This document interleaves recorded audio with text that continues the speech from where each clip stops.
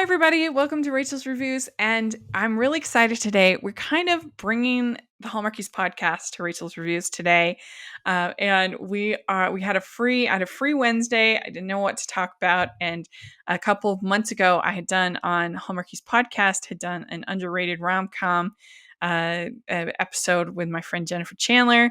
And she said, "Oh, do you want to do another one?" I was like, "Sure, absolutely."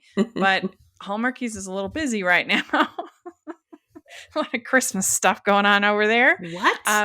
Yeah, just maybe. So I thought, well, let's do it on my channel, and it would be really fun. And Jennifer, thank you so much for coming and doing this. Thank you so much for having me. It's always fun to be with you. Yeah, and I'll put a link to our original episode in the description if people can check it out. We also did an episode in I think 2018 or a while ago. We did one with Sean, with Jennifer's husband Sean, where we were talking about our favorite rom-coms. So that was fun too. Yeah, that was good. So for people, I think everybody pretty much knows you, but for the record, why don't you introduce yourself to the channel? I am Jennifer Chandler. I am just a person who happens to be friends with Rachel. I met her through my husband, who is a YouTuber, and that's how they became acquainted. He's Sean Chandler from Sean Chandler Talks About. So Rachel and I became friends, and I come on every once in a while. Yeah. It's really just not that we need an excuse to talk because we do all the time, but it's kind of just, it feels like sometimes it's nice to just have an excuse. Yeah, well, it's like a scheduled, like you almost have to do it, which it's not a burden, but at the same time, it's like, oh, no excuses. Yeah. Life can't get in the way because I have to record. Yeah. And we also did have Jennifer on the Hallmarkies podcast in the All the Rest episode, a preview that we do where we previewed the Peacock and Netflix and all the other Christmas movie content coming out, and it was a lot of fun. It was, although as you've already said, and other things, no Dear Satan Claus this year. There's a little less saucy selection this year. Yeah, there was very little holiday horror. We did have that Elves series on Sci-Fi, or no, Netflix. It's on Netflix. The Killer Elves. It is creative. Yeah, but yeah, last year they had Letters to Satan Claus, which was on Sci-Fi Channel. They don't make it boring, that's for sure. Yeah. So if you're tired of all Hallmark movies, then go over to Sci-Fi. That's amazing. But yeah, so we love rom-coms. No big secret there, right? Safe to say. We talked a little bit last time about why we love rom-coms, but they're, and a lot of people say, "Oh, they're so predictable," but I think there's something really like comforting in that predictability. Yeah, and I think especially right now, I'm just hungry for not normal. Like there is plenty of drama and despair and, uncharted chaos going on in real life. Yeah. Like I don't need, I like for them to be unique and break from the mold every once in a while.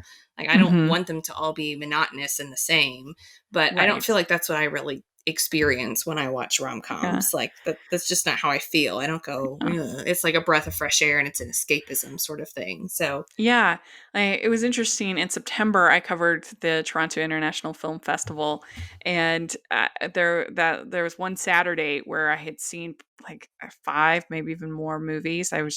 I'd watched all these really independent, artsy, beautiful, important films. And some I enjoyed more than others, but then they had this movie Roadhouse Romance on Hallmark Channel, which was not a great film.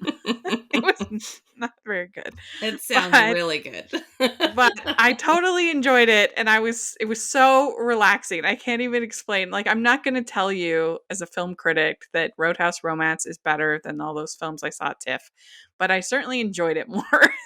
Isn't that fascinating? I think that's so interesting about media in general, but movies in particular, just how different people will watch them and get something different out of it. And you're looking for something different in what you're watching. And it's just fun. Keeps it interesting. I just needed to relax, and that's what the movie did for me. And it has Tyler Hynes in it, who is one of everyone's favorite Hall stars. In fact, I got to interview Tyler today. Oh, We're wow. recording this on Sunday. So, yeah, he's great. He's so swoon worthy. You would love his movies. He has such he does such a good job of building chemistry between his co-stars. We kind of joke that you could have just somebody off the street be like, "You're in a Tyler Hynes movie. Here we go," and he'd be like, You could just convince them they were "We in have love with great him. chemistry with them." Yeah. So, Sounds dangerous. Like, it's a superpower. yeah, yeah.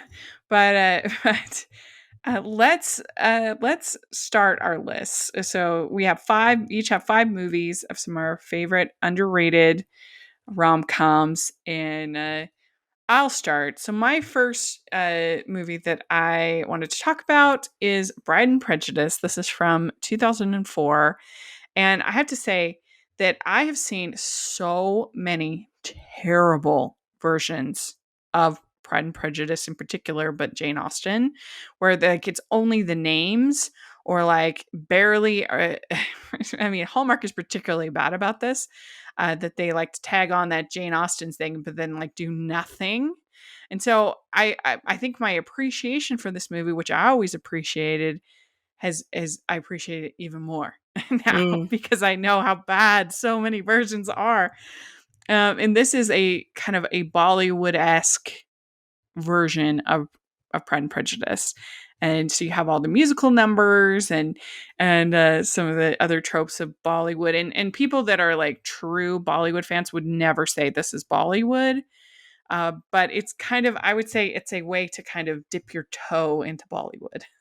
Mm. To try, because it's because Bollywood films are notoriously long, very long. In fact, this week for my foreign language family movie month, I reviewed a Bollywood film that it's called like Stars on Earth, which is delightful, but it is almost 3 hours long. Wow. Yeah. Um, so they love the long, long, long, long movies, and this is only 2 hours and 2 minutes. So it's like Oh. it's nothing. But it has a Shira Rai. I'm sorry, I know I'm pronouncing that wrong, but she is one of the most beautiful women in the world. She's absolutely stunning. And then it has Martin Henderson, and if you're a fan of Virgin River, that is he plays Jack on Virgin River, the lead. So that's kind of Mm. fun. That is fun. And it's directed by Grinda Chatter, and I love her. If you've ever seen Bend It Like Beckham, I that's her. haven't. I've wanted to see it, but I haven't watched Oh that yeah, one. it's a good one. And then she also did one that was a Sundance favorite of mine from 2019 called Blinded by the Light.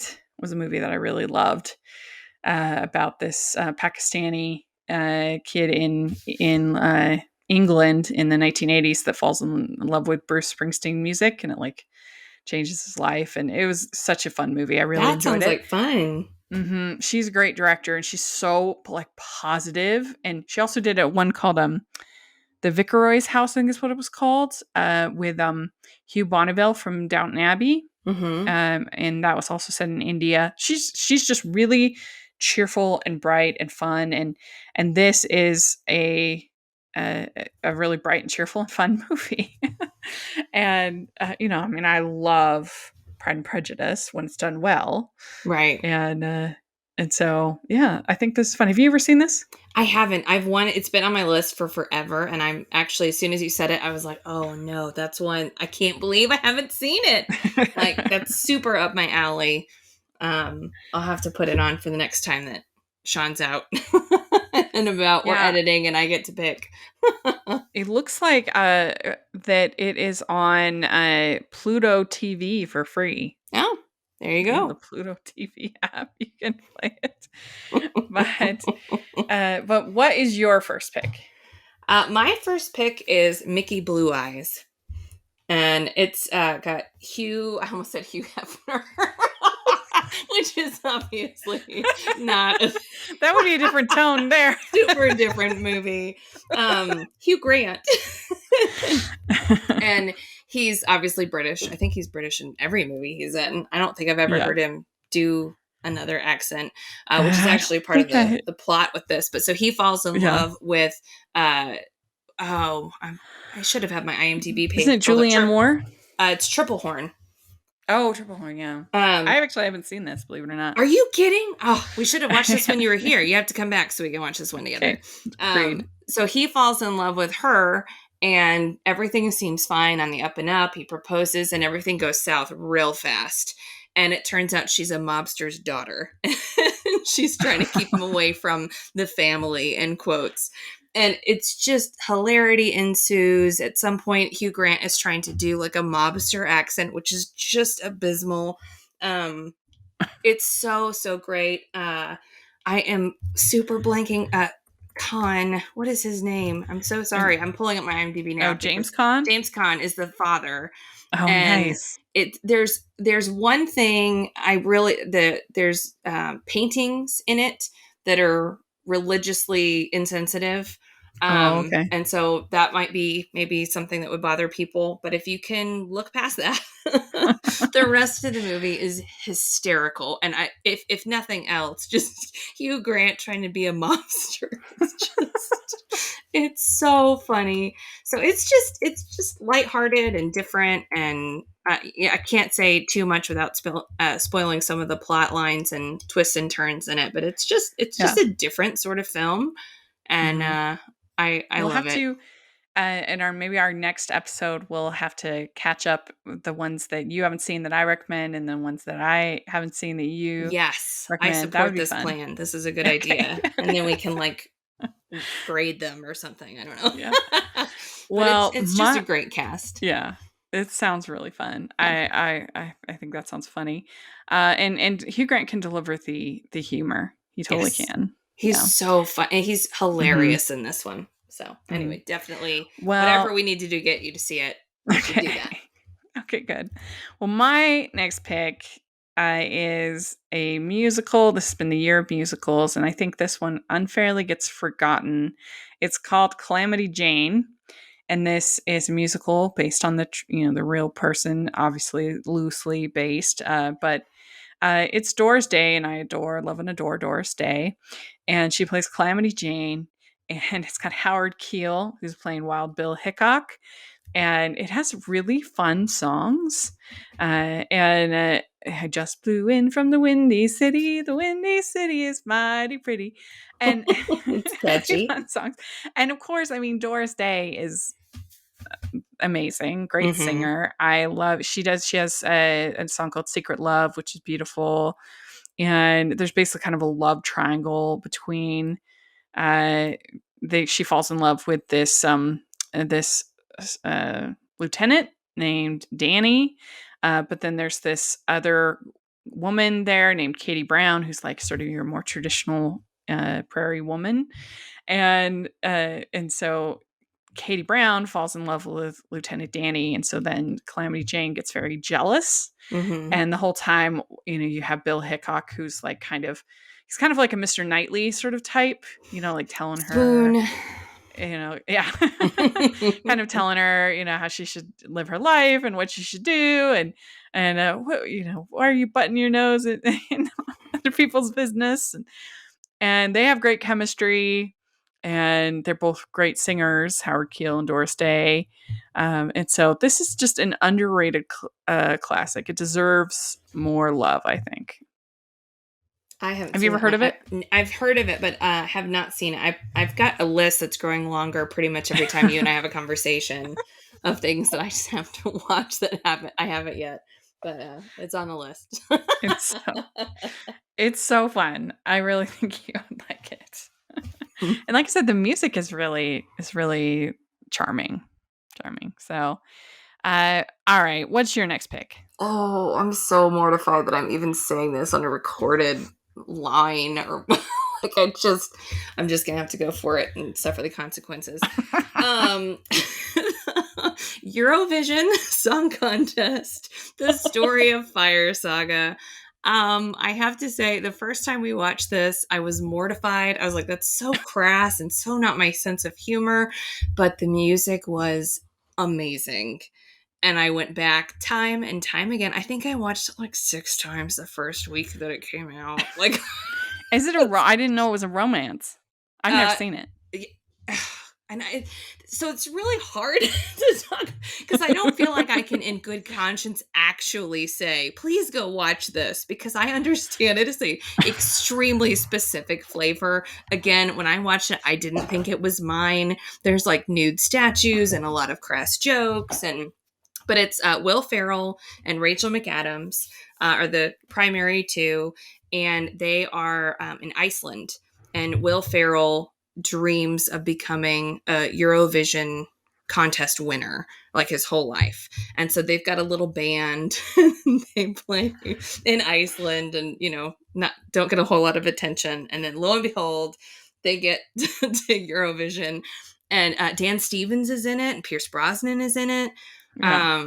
And it's ridiculous. I'm under no illusions that this is an actually good movie, but the music is gorgeous. Mm-hmm. And the cinematography is actually really lovely as well. I love the very opening scene that like is panning. Everything's really blue and white, and it's like ships in a frozen sea.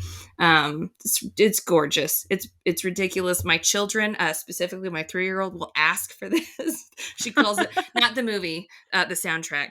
Just to clarify, she calls it Volcano Man. And so she asks for Volcano Man. And I feel both like I'm winning at parenting and have completely failed on all fronts because she knows what this is. But there's all sorts of cameos. I'm not really into the. Do you know what Eurovision is? I know vaguely what it is. Okay, so it's basically a European American Idol. I'm sure that's offensive to people that actually follow it. I would assume that they think that American Idol is a substantially subpar version of Eurovision. Mm-hmm. But I guess Will Ferrell's wife is from Europe, and he's Oh yeah. actually super obsessed with Eurovision. And so this movie, in a weird way, was kind of a tribute to all the things that he loves about the contest. And so they had a bunch of previous winners and participants kind of do cameos. And I knew nothing of this until I actually saw the movie. So I don't know who any of them are, but when I was looking them up as actors, I was like, oh, they're not an actor. They're actually a Eurovision contestant. How cool. So it's different, but the music is still good. I didn't realize it was a romance. Yes, I would say so. They're childhood friends. She's in love with him, and he's fixated on winning this contest. And it's just kind of the battle between what their priorities are and who wins out in the end. And I won't tell you, but I just, please, if you watch it, keep in mind that I know. There's just enough good in it. I watch Hallmark movies for a living, so this is just, like I said, it's a little bit on the raunchier side of comedy, and I really, like Dodgeball, that not quite that, but that kind of vibe. And Will Ferrell, I guess you could pretty safely say most of his things except for Elf. But yeah, like Anchorman and stuff like that. But if nothing else, I do suggest the soundtrack. There's some just amazing songs in it, and that's why I kept going back. And then it was like a week later, and I was like, "Crap, I actually like this movie." It was mortifying, but I do love it anyway. Yeah, against all gotta odds. Own it. I know. It's like Talladega Nights. Yes. That movie's hilarious. I own it. That I really love that movie. That's amazing. Really funny. But maybe you will like this. I don't know. If you check it out, let me know. I'd be very curious. But like I said, my endorsement comes with a big caution sign, a big disclaimer. Well, as my friend Ryan likes to say, we're taking a hard left. Sorry. No. But we are still in the world of musicals, but we're going back to 1948 for my next pick. And we were talking about Easter Parade, one of my favorite movies. Oh, wow. I love Easter Parade. I know this is maybe unpopular opinion especially for someone who covers Christmas movies like I do, but I think that Easter Parade is even better than White Christmas. Oh. I know, it's got Judy Garland in it. Judy Garland, who I love and adore, Fred Astaire, and it's got Irving Berlin, who did also White Christmas music, and it's got so many great songs. It's a simple idea. It's basically he's this professional dancer, performer, and his partner kind of leaves him, and so he needs to find somebody else, and he ends up kind of recruiting this naive chorus girl to be his partner, and of course kind of sparks fly, and there's just so many great songs. I love I'm just a fella with an umbrella. And there's a really here, folks. Rihanna has nothing on you. There's a classic song called A Couple of Swells that they sing together. It's really funny. Stepping Out with My Baby. That's a very famous song. And of course the title song, Easter Parade. And there's just, Fred Astaire was such a great performer. And there's a whole song where it's him and this hat, his top hat.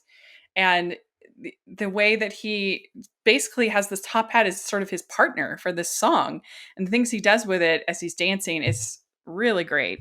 And so it's got the great songs, great chemistry, and it's just, I think, an underrated classic. I mean, many people love it, but I just don't feel like it's one that, kind of like Calamity Jane, I don't feel like it's one that you hear about when people are talking about, oh, the great musicals that have been, made. People talk about Oklahoma, people talk about, other movies, but this I would put way up there, way high. I love it. And I have reviewed it for Family Movie Night. I think it's so fun. But have you ever seen Easter Parade? I haven't. I was just looking at the cover looks familiar. Like the poster, but I don't think I ever actually did watch it. So and maybe it's part of the difference between being maybe it's part of the difference between being tied to Easter versus being tied to Christmas. If it was a Christmas movie, maybe it would have a little bit more of a legacy. But I love it. I think it's great. It looks great. I love Judy Garland and Fred Astaire, so I'll have to check it out. Yeah, it's so good. So what is your next pick? My next pick is What Happens in Vegas.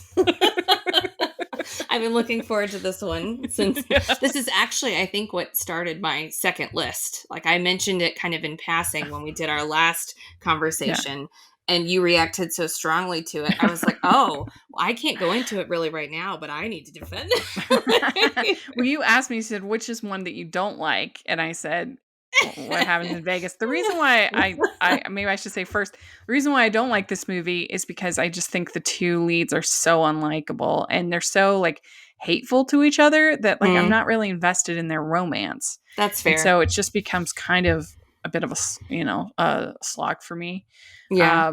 You have to make your characters like more likable, or if they're going to be opposites attract, you have to kind of make that switch of, oh, all of a sudden we're liking each other like sooner than this movie does. But that's my defense. But what's your defense of why you like it?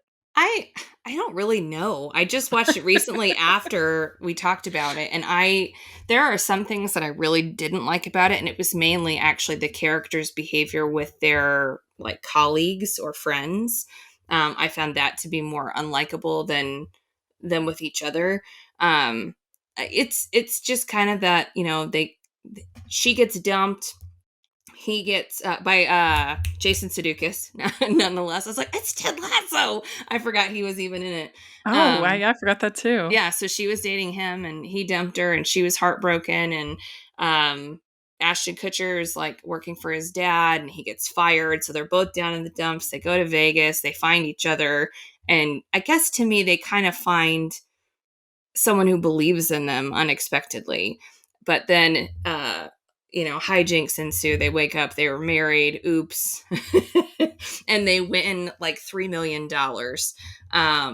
And the judge, instead of just giving them an annulment like they want and splitting the money, is like, no, you have to actually try to be married, and assigns them to a marriage counselor. And it's Queen Latifah.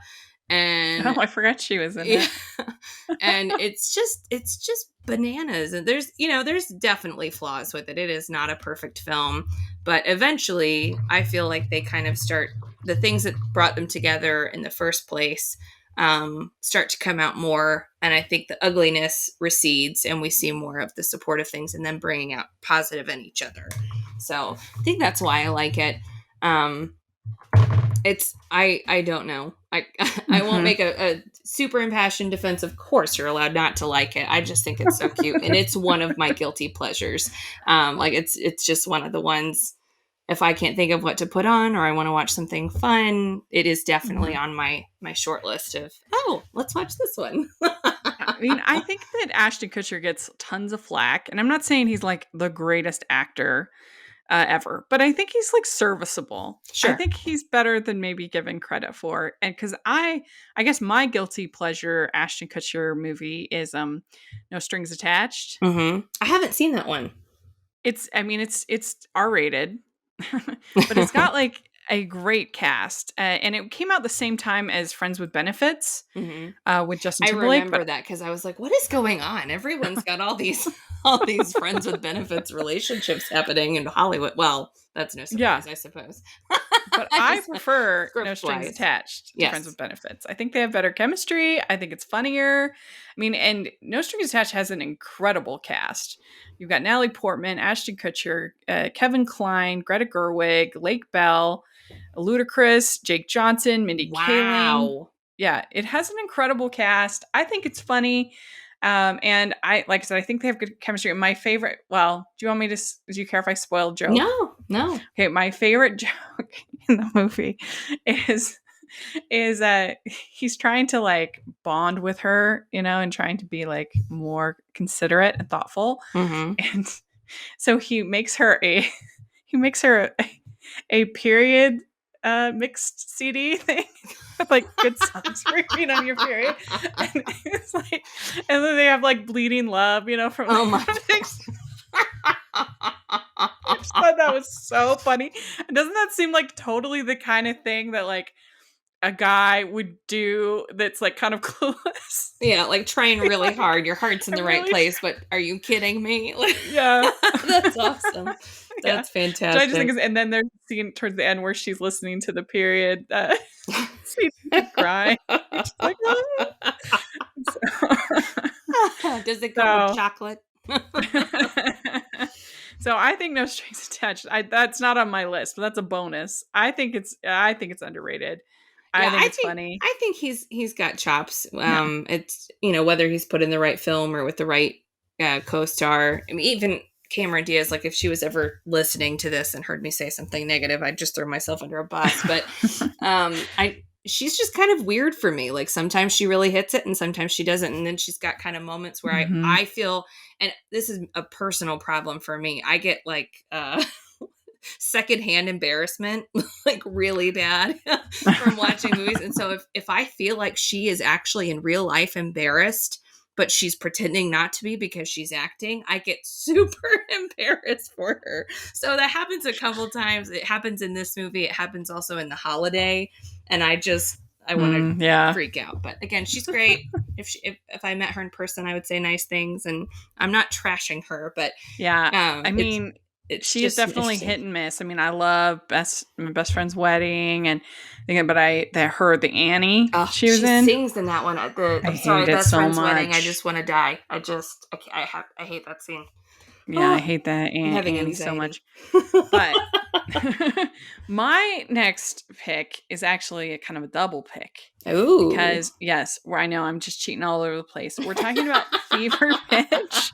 And you probably don't even know that there are two versions of Fever Pitch. I didn't until you mentioned English one, and then there's the American one. And in this case, this one is the rare, because usually when they do that, like one is remarkably better than the other. It's like when they remake a European film. Right. Usually the European is way better. But in this case, both of them are actually really good. And I think it's because both of them are based on a Nick Hornby novel. And Nick Hornby is just such a great writer. And he does a really good job of writing stories about kind of obsession and why we work and why we do things that we do.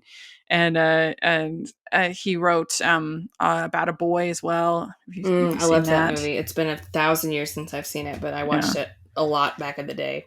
Mm-hmm. Like I'm And 90. it's so good. Back in I the day. love I love that book and I love that movie, and he did Fever Pitch, and the English one was from the British one is from 1997.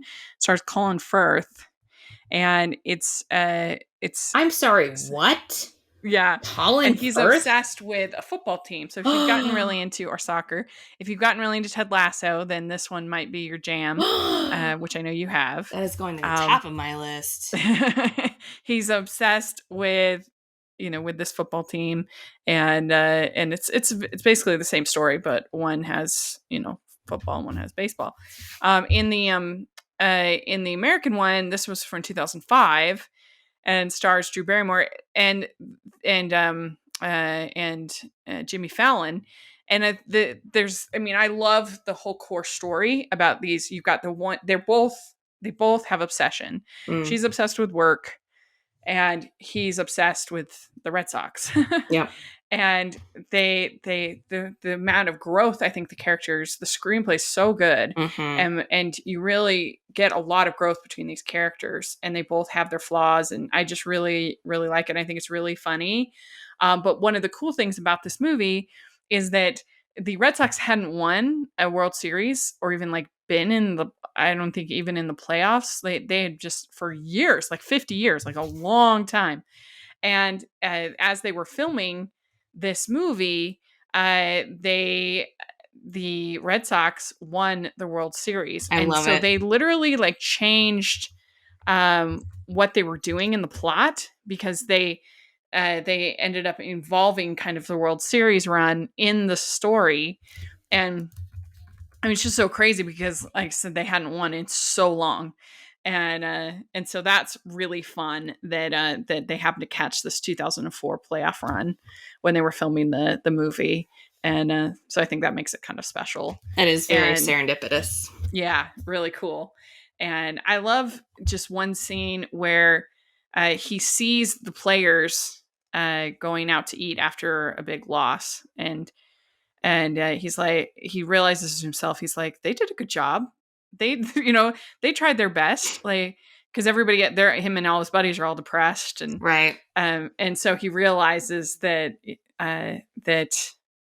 he realizes he's kind of a moment of truth for him and his character, and it's really good, and they have great chemistry. And so I think I feel like you never hear it talked about as one of like the great rom-coms, but I really like it. I think it's really I good. do too, and it's one I forget about. Like, I don't know why, like, but when I'm having conversations with friends about what movies I like or what rom-coms I like or whatever, it doesn't come up very often, just like you said, and it should. I love that movie. Every Yeah. time I watch it, I just get all the warm fuzzies, and Mm-hmm. I love the how it starts off so great because it's like their schedules are perfectly balanced, and then all of a sudden life gets more real, and then they're kind of out of whack. And how do they how do they adjust their expectations and pick and Mm-hmm. prioritize their values? So it's really sweet and cute, and I think it deals with a bunch of serious things in a funny, lighthearted Mm-hmm. way. Because it starts out with them both being fine with their obsessions, but Yes, then exactly. as things progress, so it's a really good script, and it's also got Marissa Jarrett Winokur, who is on Hairspray. She's fun, is one of her friends. I like all of her friends, so it's a good one. It is a good one. What is your next pick? My next pick, I was stuck. So I think I was stuck between What If or About Time. I couldn't decide, but I think What If was one that you did before, and that's Yes. how I found out about it. So, I just props to you. You were correct. It is underrated. It almost made the list twice. I just Um, told my friend Steph Koza it was just like, I need an upper, I need a good movie. And I was like, watch What If. And I know you're like, and she came back, she's like, it was so good. I was like, see? yes. Yep. Mad props to you. You are correct. But because it has already been on one, and I don't think I actually bit the bullet on this one last time, and a lot of people in your Twitter feed had suggested About Time. It's definitely got some comedic elements, but it's also got some drama. But it is one of my all-time favorite movies. It's sacrilegious, but I might almost put it above While You Were Sleeping, which is seriously my all-time favorite. Oh yeah, high praise. Yeah, I love it. And obviously everyone's not going to love what I love, but Domhnall Gleeson is so great, so endearing, so charming in it. Rachel McAdams, she's already in another movie on my list, so clearly I'm a big fan. Bill Nye is the dad. He's fantastic. Margot Robbie's in it, which is kind of funny. She's like the lost love, or the one that got away, kind of.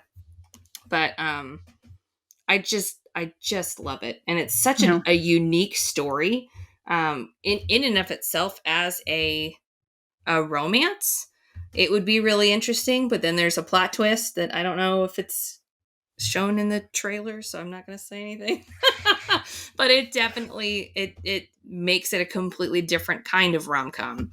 So it, on the one hand, fits the mold, and on the other hand deviates, but it's a super win. And I love, they go to a I don't even know if it has a name, but you eat in the dark. And and that's how they meet. Oh, one of those dating things? Yeah, so they go into a restaurant and they're like blindfolded, and then all the lights are off and you just eat in the dark. And it's some sort of, I don't know why, like that would freak me out, to be honest, but it was so sweet in the film, and it worked so well as their little meet cute. Yeah. So I love it. It's shocking. I have not seen this movie. Oh, Rachel, my heart just broke into 1,000 tiny pieces. I need to. Just book a flight. We'll watch Mickey Blue Eyes, and then we'll watch About Time. It's on Netflix now. It is so, so, so good. And now that I know you haven't seen it, I feel like I can't say anything else in case I spoil anything. But I cannot imagine you wouldn't love it. I've had so many people tell me that, and that would really be so much fun. Maybe we'll have to do like Valentine's Day or something like that. Well, and I know maybe when Sean and I were dating, he lived in South Carolina and I lived in Texas.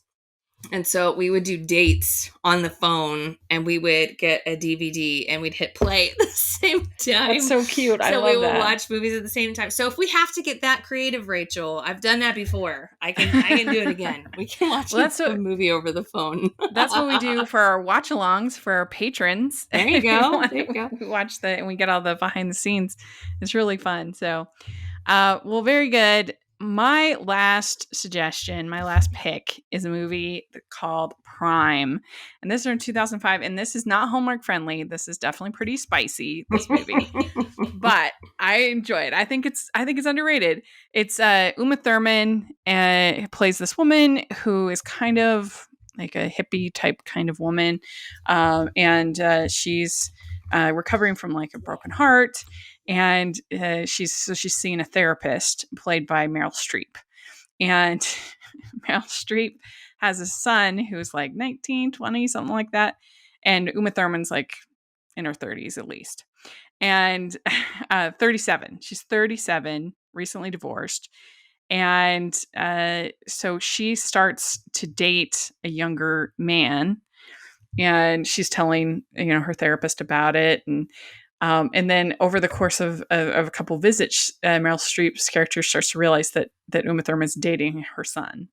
And so it's very funny. She's funny. She's trying to figure out like what's the ethical thing to do. And they have great chemistry. Brian Greenberg and Uma Thurman have really good chemistry. And Meryl Streep's funny.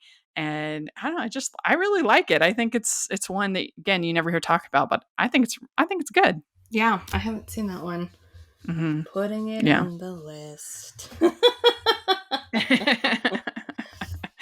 And like I said, it is pretty spicy. So, well, I remember the cover, but I never saw it. Yeah. So, what is your last pick? My last pick is Bewitched from 2005 with Will Ferrell and Nicole Kidman. It's Nora Ephron. So yay! I didn't even think about it when I put it on the list, but Nicole Kidman is now going to be Lucille Ball in that other movie. So I found it really interesting that she's like these two super iconic Oh, that's true. That's a good ladies. Point. But Kristen Chenoweth is in it, Shirley MacLaine, Michael Caine. I can't remember if I said Will Ferrell out loud or just thought of it. But I just realized, though, I have 2 movies with Rachel McAdams and 2 movies with Will Ferrell. So I don't know what's wrong with me. But it's I think what I like about it is it's not a have you seen it?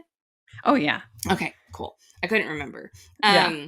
But I think what I like most about it is it's not just a remake. It's not Bewitched again. It's the process of they've decided they're going to make the Bewitched show, and Will Ferrell's going to star in it, and he's got to find his Samantha, and so it's like casting calls and trying to figure all this out. And obviously the twist is that she is an actual witch, and so all of the hijinks that come from that is she's trying to live a normal life, but gets thrust into the spotlight as one of the most iconic television witches ever, and then just kind of falling in love or not, mm-hmm. or like trying to figure out, how it's all gonna fall. And I just think it's fun. It's lighthearted. That's again another one. If I'm just looking for an escape, that's a solid choice for me personally. Yeah, I agree. Yeah, this movie got really slaughtered by the critics when it came out, but I think it's funny. I like I love Nora Ephron's writing. I think she's an incredible writer, and the way she does banter and the way she kind of does commentary, and like Will Ferrell is just like just unhinged enough to be funny. Because he starts to get really worried because like the first Darren in they just replaced him on with this on Bewitched. He's like, you could just replace me. And it's kind of meta, and so I agree. I think it's a fun movie. I enjoy it. So let us know if you have any suggestions in the comments. We'd love to hear what you have to say, or on Twitter. And Jennifer, where can people follow you? I am available on Twitter at PB and Jedi. Great. And you can find me at Rachel's Reviews, all of our social media, iTunes, YouTube, and on Rotten Tomatoes. So please check that out. And also, you make sure you're following the Hallmarkies podcast at Hallmarkies Pod and Hallmarkies Podcast, all of our social media. If you're listening on iTunes, please leave your ratings and reviews. It really helps us out a lot. And if you are listening on YouTube, please give this video a thumbs up and subscribe to our channel. We appreciate that so much. We also have our Patreon group, which is really fun, and we talk tons of rom-coms on the Patreon group. So please support us on the Patreon. All the information is in the description. We also have our merch store, which has tons of fun designs. So please take a look at that. And thanks so much, Jennifer. This was really fun. It was fun. Thank you so much. All right. We'll talk to you all later. Bye, everyone. Bye.